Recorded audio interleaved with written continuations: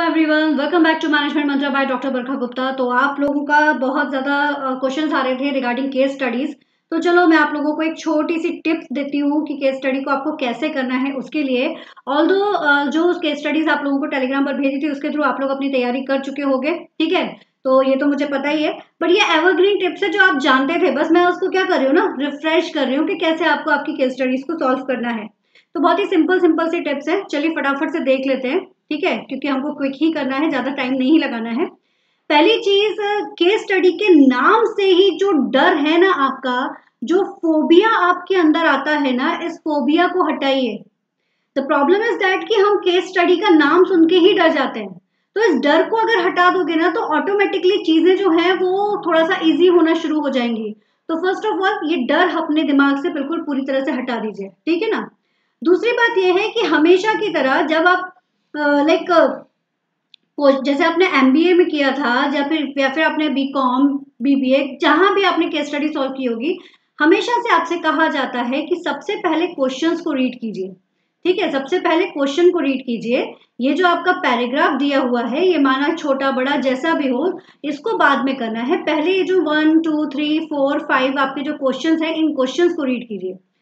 फायदा ये होगा कि क्वेश्चंस अगर आप रीड कर लोगे तो क्वेश्चंस रीड करने से आपको एक अंदाजा लग जाएगा कि व्हाट इज द थीम, कि थीम क्या है, किसके विषय में बात की जा रही है इस पर्टिकुलर पैसेज में। जनरली हम जब आंसर पैसेज करते थे तो जो हम लोग पैसेज करते थे उसमें वो जो होता था, मान लीजिए कोई आर्टिकल दिया हुआ है, अभी के टाइम पर जो केस दे दिया जाता है, केस में आपका क्या होता है, या तो मार्केटिंग, एचआर, फाइनेंस, इन सब से रिलेटेड, या फिर कोई भी न्यू टॉपिक से रिलेटेड आपको एक प्रॉब्लम दे दी जाती है। उस प्रॉब्लम को आपको यहाँ पर सॉर्ट आउट करना है, उसके सॉल्यूशंस निकालने। वो सॉल्यूशंस हो सकता है मे बी कि लाइक आपको सजेशंस पूछे जाएं आपको, ठीक है, या हो सकता है आपसे पूछा जाए कि लाइक कौन सी स्ट्रैटेजी यूज की गई है, ठीक है। तो कहने का मतलब ये है कि प्रॉब्लम दिया गया, उसका सॉल्यूशन आपको निकालना है। तो पहले आप क्वेश्चंस रीड आउट कर लीजिए। क्वेश्चंस रीड आउट करके आपका माइंड सेट हो जाएगा कि हाँ, किस डायरेक्शन में ये जो पैराग्राफ है या ये जो केस है वो जा रहा है, ठीक है। उसके बाद आपको क्या करना है, फिर आप अपना जब पैराग्राफ रीड करोगे, फिर पैरा रीड कीजिए। तो पैरा रीड आप जब करोगे तो आपका माइंड सेट रहेगा कि हाँ, ये क्वेश्चन है और इसके अकॉर्डिंग मुझे इसको सर्च आउट करना है, ठीक है। तो इसलिए पहले क्वेश्चंस पढ़ लो, माइंड आपका एक्टिव रहेगा। तो आप फिर उसके बाद जैसे ही पढ़ोगे तुरंत आपको क्या मिलेंगे ना, कीवर्ड्स मिलना शुरू हो जाएंगे। तो उन कीवर्ड्स के आधार पर you can find your answer, ठीक है। आप इजीली अपने आंसर्स यहाँ पर आइडेंटिफाई कर सकते हो, ठीक है। नेक्स्ट आपको पॉइंट क्या ध्यान रखना है कि एक ये होता है, जैसे भी 2021 में 2 पैराग्राफ आए थे, तो जब 2 पैरा वाले क्वेश्चंस आए थे, तो 2 पैरे वाले क्वेश्चंस में क्या हुआ था कि एक बहुत बड़ा था। तो अगर कोई लॉन्ग केस आ जाता है, उसको देख के घबराओ मत।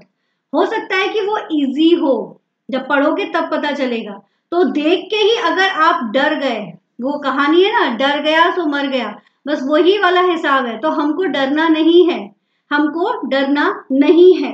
ये बचपन से आप लोग पढ़ते आ रहे हो, पैसेजेस सेकंड थर्ड क्लास से आप लोगों ने पैसेजेस पढ़ना शुरू कर दिए होंगे, उसके बेस पर क्वेश्चंस के आंसर कर रहे हैं। बस अब उसी का एडवांस फॉर्म आ गया है, स्टोरी फॉर्म में आ गया है, केस फॉर्म में आ गया है, जिसको हमको माइंड में सेट करके रखना है, ठीक है ना। और सबसे बड़ी चीज, केस देखते ही पैनिक ना होना बच्चा। ये जो पैनिक वाली कंडीशन है, अगर आपने पैनिक वाली कंडीशन लेकर आ गए तो वही सारा खेल खत्म है। जितना ज्यादा आप शांत रहकर कोई काम कर सकते हो, उतना ज्यादा शांत रहकर काम करो। पैनिक हो जाओगे, पता चला 5 गलत कर दोगे। शांत होके करोगे, कम से कम 5 में से 3 तो पूरी तरह से सही जाएंगे। क्लियर।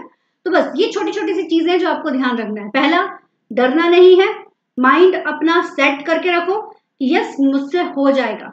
सेकंड, आपको क्वेश्चंस रीड करना है। थर्ड, उसकी थीम आइडेंटिफाई करना है, जो भी आपका केस है। फिर अपना केस पढ़ो और केस पे जो जो कीवर्ड्स मिलते जा रहे हैं क्वेश्चन से रिलेटेड, उसको हाईलाइट करते जाओ, ठीक है। उसके बाद फिर कभी भी लॉन्ग पैरा है उसको देख के घबराइए मत। लॉन्ग पैरा जरूर है बट इट मे बी कि वो इजी हो सकता है, और पैनिक बिल्कुल नहीं होना है, हमेशा शांत होकर आपको सारे काम करने हैं। बस दैट्स इट। इतना छोटा सा आपका ये फंडा है जो हम बचपन से पढ़ते हुए आ रहे हैं, बस उसी को एक बार रिफ्रेश कर लीजिए। केस कभी गलत नहीं जाएगा, ठीक है।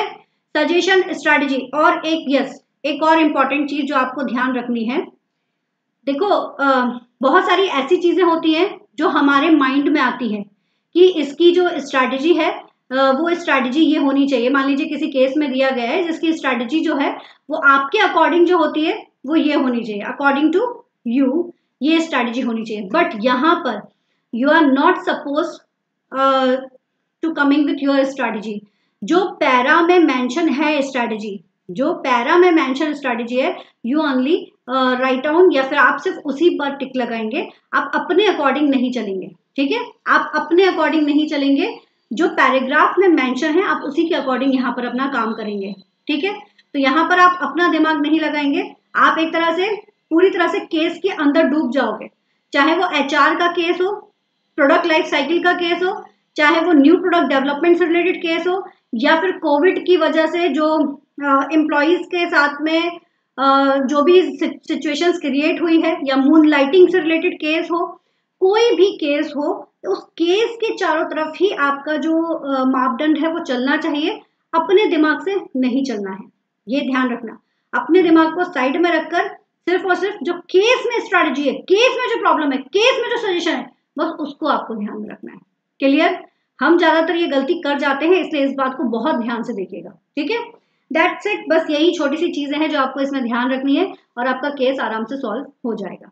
ओके गाइस, चलिए, keep study hard with smart and focus on your target. अपने टारगेट को फोकस कीजिए, वो ज्यादा जरूरी है। ठीक है ना, तो सारी चीजें ऑटोमेटिकली सही होती चली जाएंगी। All the best.